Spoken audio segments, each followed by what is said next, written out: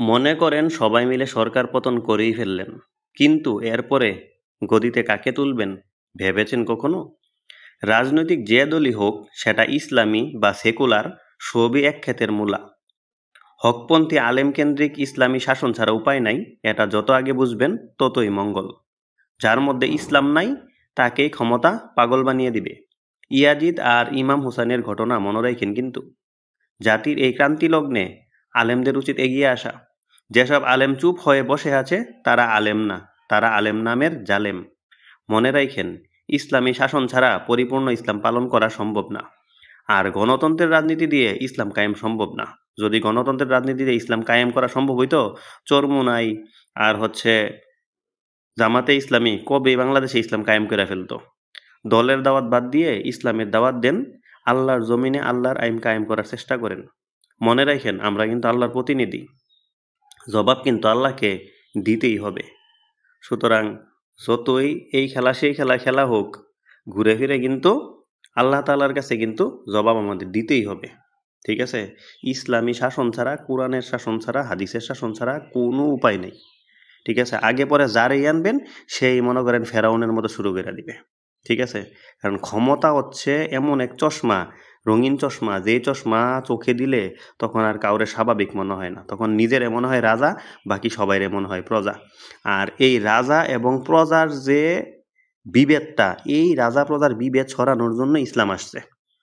ইসলাম পৃথিবীতে আসছেই মানুষরে গোলামি থেকে মুক্ত করার জন্য। একমাত্র আল্লাহ তাআলার বান্দা বা আল্লাহ তাআলার দাস অথবা আল্লাহ তাআলার গোলাম বানানোর জন্য। অর্থাৎ সবাই এক আল্লাহর গোলাম হবে, এক আল্লাহ তাআলার কথা মানবে, আল্লাহ তাআলার আইন অনুযায়ী শাসন করবে, আল্লাহ তাআলার আইন অনুযায়ী খাবে, দাবে, চলবে। সামাজিক, অর্থনৈতিক, পররাষ্ট্রনীতি যত প্রকার বিষয় আশয় আছে, সবকিছু একমাত্র আল্লাহ তাআলার কানুন অনুযায়ী, আল্লাহ তাআলার নিয়ম অনুযায়ী করবে। ভুল হয়ে গেলে আল্লাহ তাআলার কাছে ক্ষমা চাইবে। কিন্তু আল্লাহ তাআলার আইন বাদ দিয়া অন্যান্য আইন দিয়া দেশ চালাবে, আবার নিজেরে মুসলমান দাবি করবে, এইরকম মুনাফিকগিরি করার জন্য কিন্তু ইসলাম আসে নাই। আর ইসলাম এগুলারে ইসলাম বলে না। আল্লাহ তাআলা কি বলছেন? যে তোমরা ইসলামে পরিপূর্ণরূপে প্রবেশ করো। আপনি ছাতা একটা ধরলেন বৃষ্টির মধ্যে, কিন্তু আপনার পাছা বাইর করে রাখলেন, তাইলে কিন্তু আপনি বৃষ্টি থেকে বাঁচবেন না।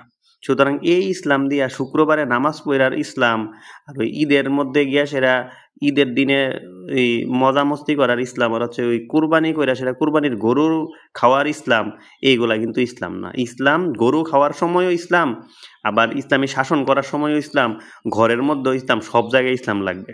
ইসলাম কোনো জাস্ট শুধুমাত্র কি বলে কয়েকটা হাতে গোনা কার্যকলাপ না। যেমন ওই যে একটু কি হাত একটু উপরে উঠাইলাম, সালাম দিলাম, বা এই যে একটু মানে আমিন বললাম, শেষ ইসলাম হয়ে গেছেন না। ইসলাম শুধুমাত্র নিছক কোনো সাধারণ কোনো কার্যকলাপ না। ইসলাম হচ্ছে সমস্ত কিছুর ক্ষেত্রে, সমস্ত কিছুর ক্ষেত্রে একেবারে নিজের চুল কাটা থেকে ধরে, নখ কাটা থেকে ধরে পর্যন্ত, প্রস্রাব করা থেকে, খাওয়ার থেকে, ঘুম থেকে, প্রত্যেকটা জিনিস, রাষ্ট্র, নিজের ব্যক্তিগত কাজ থেকে রাষ্ট্রীয় কাজ, যত কাজ আছে সমস্ত কাজের মধ্যে আল্লাহ তাআলার হুকুম মানার নামই হচ্ছে ইসলাম। ঠিক আছে? সুতরাং এই জিনিসগুলারে যারা ইসলাম থেকে রাষ্ট্রনীতি আলাদা করে, যারা ইসলামকে সরাইয়া সবকিছু নিজের মতো মানুষের জিনিসগুলা মানে, এগুলো তারা কখনোই মুসলমান হইতে পারে না।